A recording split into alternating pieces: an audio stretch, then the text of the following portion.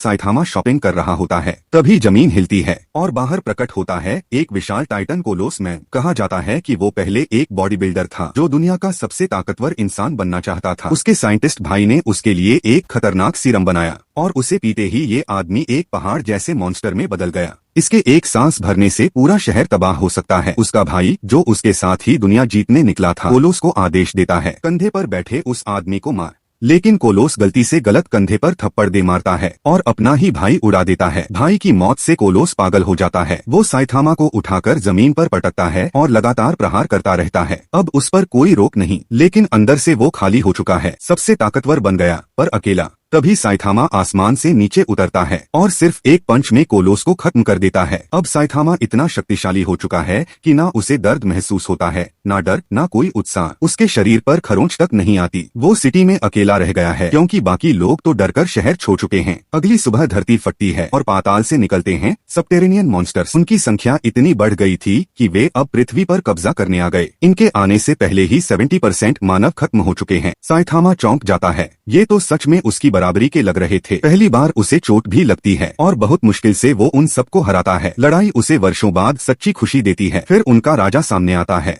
मगर तभी पता चलता है ये पूरी लड़ाई एक सपना थी। बाहर हकीकत में भी कुछ सबटेरेनियन निकलते हैं, लेकिन उनका असली राजा साइथामा का एक पंच में खत्म हो जाता है।